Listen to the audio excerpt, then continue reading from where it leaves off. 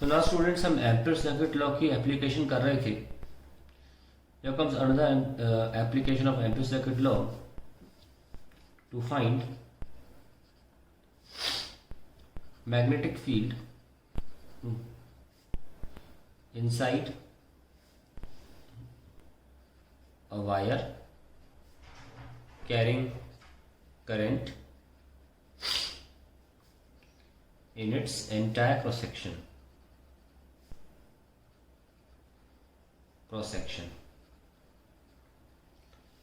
Very important, board exam में derivation आ चुका है ये.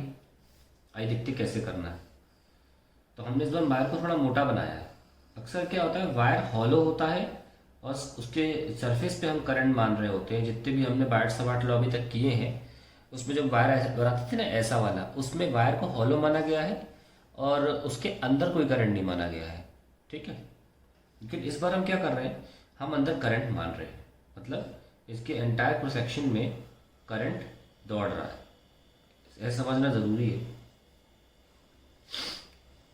इस पूरे क्रॉस सेक्शन में करंट अंदर दौड़ रहा है. तो इस तरीके के वायर के लिए हमें बाहर भी मैग्नेटिक फील्ड निकालनी है, सरफेस पे मैग्नेटिक फील्ड निकालनी है और अंदर भी. और फिर हम एक ग्राफ बना लेंगे.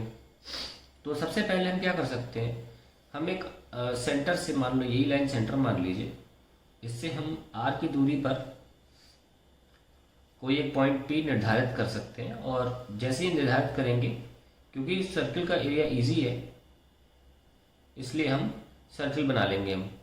और उससे हमें एक पर्टिकुलर सॉलिड वायर की वजह से एक गिवन डिस्टेंस पर मैग्नेटिक फील्ड मिल जाएगी. तो पहले हम केस 1 लेके चल रहे हैं या पार्ट 1 लेके चल रहे हैं. R is greater than a and I am considering the area, sorry, the radius of the wire to be a. Very simple. सबसे पहले क्या करेंगे, आप इस पाथ के लिए लिखेंगे B dot d l. B dot d l. Always remember that magnetic field has to be circulated over the path. जैसे कि मैंने आपको पहले ही बोला था कि जब रैंडम पाथ लेते हैं तो किसी जगह पर मैग्नेटिक फील्ड ऐसे होती है, पर जो जो पाथ है वो इस तरफ जा रहा होता है.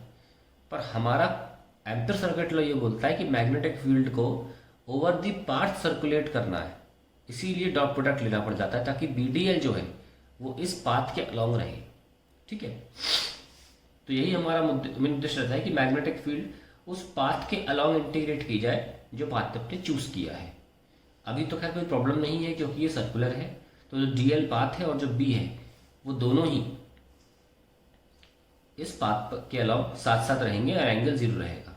इज इक्वल्स टू, आपने जो पाथ चुना, ये जो कोई आपने जो लूप, एम्पीरियन लूप सिलेक्ट किया, एम्पीरियन लूप सिलेक्ट किया है, उसके अंदर ये पूरा करंट आ जाता है. पूरा ये सारे एरोज ओवरऑल करंट आ जाते हैं. तो लिख सकते हैं म्यू नॉट आई. ठीक है, ओवरऑल करंट हमने आई माना है. सो बी कांस्टेंट है, इस एक जगह पर फिक्स कर दें अगर, तो बी तो कांस्टेंट रहेगा ना, इसलिए बी बाहर आ सकता है. cos 0 दिख ही रहा है आपको, दोनों के बीच में एंगल 0 है क्योंकि DL भी सर्कुलर है और मैग्नेटिक फील्ड भी सर्कुलर है. आप ऐसे देख सकते हैं by right hand thumb rule कि आपका जो मैग्नेटिक फील्ड है वो भी सर्कुलर है. और DL का हो जाएगा 2πr is equals to mu not I. मतलब DL का पूरा सर्कमफ्रेंस हो जाएगा and finally you have mu not I upon 2πr. अगर आप 2 से मल्टीप्लाई कर दो और 2 से डिवाइड कर दे तो म्यू नॉट अपॉन 4πk बन जाएगा. So you have KI/R into 2. So एक बात ध्यान रखिए, अभी भी हमारे पास similar to that of an infinite wire. अब ये भी इनफाइनाइट वायर है पर ये सॉलिड था. That of an infinite wire. अभी तक तो सेम ही आया है. अब सरफेस पे देख ले. एट सरफेस, सरफेस पे करेंगे तो आप 2πr की जगह 2πa लिख देंगे is equals to mu not I. तो बी हो जाएगा KI/A इंटू 2. ठीक है, अब हम अंदर चल रहे हैं. ध्यान रखें सॉलिड वायर है. सॉलिड नहीं होता तो वायर के अंदर मैग्नेटिक फील्ड 0 होती है हॉलो के केस में.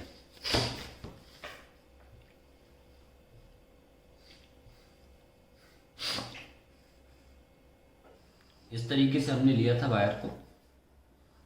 ऑब्वियसली ये इन्फिनिटी है पर हम दिखा नहीं सकते, हम डॉटेड से दिखा देते हैं इन्फिनिटी को। और ये हमारे पास एक्सिस है उसका बिल्कुल मध्य से गुजरता हुआ। और मान लीजिए हमें अंदर कहीं चाहिए, अंदर चाहिए तो हम क्या करेंगे, हम इतना सा पोर्शन अपनी जहाँ भी चाहिए वहाँ से एक एम्पीरियन लूप सिलेक्ट कर लेंगे और उसमें से ये करंट पास होता है, इतना सा करंट पास होता है। और लेट दैट करंट भी आई डैश पास हो रहा है इस लूप से। तो बेसिक एम्पेयर सर्किट लो बी डॉट डी एल, और ये ऑब्वियसली आर की दूरी पर है क्योंकि आर तो रैंडम है, इस बार आर लेस देन ए है, is equals to mu not, इस बार आई डैश लिखना पड़ेगा। So B D L cos zero is equals to mu not I dash, और डी एल का हो जाएगा 2 pi R mu not I dash. हमारा मेन मुद्दा है आई डैश निकालना। इस सवाल में हमें यूनिफॉर्म डिस्ट्रीब्यूशन दे रखा है, यूनिफॉर्मली डिस्ट्रीब्यूट कौन करंट। तो हम यूनिटरी मेथड लगा सकते हैं, जैसे कि पूरे पाई ए स्क्वायर में, पूरे पाई ए स्क्वायर सेक्शनल एरिया में करंट जो था वो आई था। तो 1 में कितना होगा, I upon pi A square कितना होगा। तो पाई आर स्क्वायर में कितना होगा, I upon pi A square into pi R square. ठीक है, तो आप आई पाई और पाई कैंसिल कर सकते हैं और यही करंट आई डैश है, 2 pi R is equals to mu not I R square upon A square. Now we can bring it down, mu not upon 4 pi, मैंने 2 से मल्टीप्लाई 2 से डिवाइड कर दिया ताकि के लिख सकूं। ये आर कैंसिल कर दीजिए, I R upon A square, ये बचा।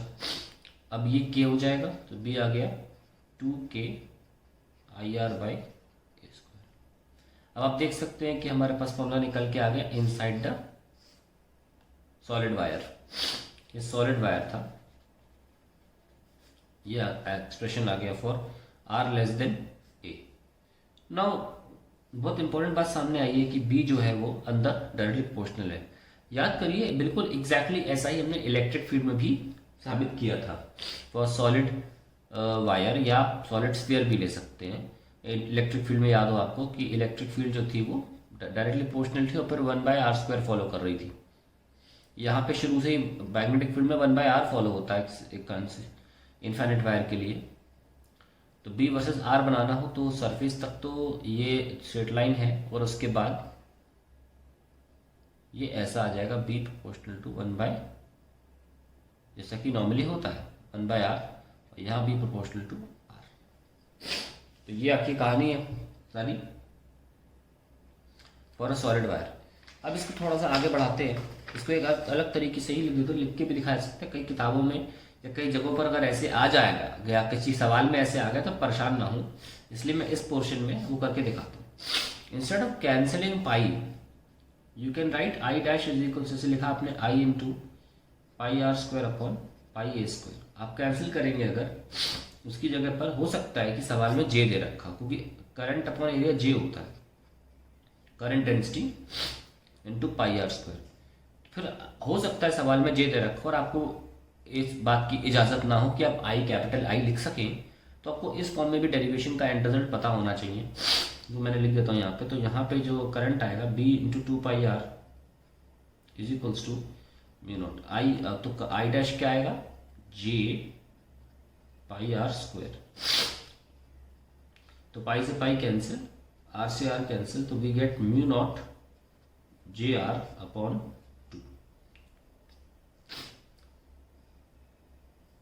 तो इस तरीके से आपका डेरिवेशन आ जाएगा mu naught J R by 2। इस तरीके से भी याद रहेगा तो अच्छा है। और अगर आप इसमें ज़बरदस्ती के लाना चाहते हैं तो 4 पाई से मल्टीप्लाई और 4 पाई से डिवाइड करना पड़ेगा आपको। मैं तो कहूँगा रहने दो, ऐसे ही रहने दो, ऐसे अच्छा लग रहा है। Mu naught J by 2 multiply by R, तो उससे हमारे वेरिएशन पे कोई असर नहीं पड़ रहा, अभी भी बी प्रोपोर्शनल टू आर ही आएगा। तो इसको ऐसे ही छोड़ दो, इसमें ज़बरदस्ती के बनाने की ज़रूरत नहीं है।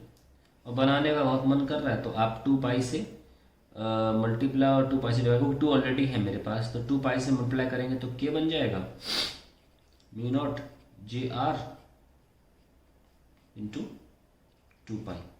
तो अजीब सा देखो फॉर्मूला निकल के आ गया, ज़बरदस्ती मैं बना रहा हूँ ऐसे इस फॉर्म में लिखा दिखेगा नहीं, यही सही है, ठीक है। तो यह हमारा सॉलिड वायर के लिए हो गया। बोर्ड एग्जाम में यहीं तक करना होता है, ये 3 पार्ट आते हैं, कई बार आ चुके हैं।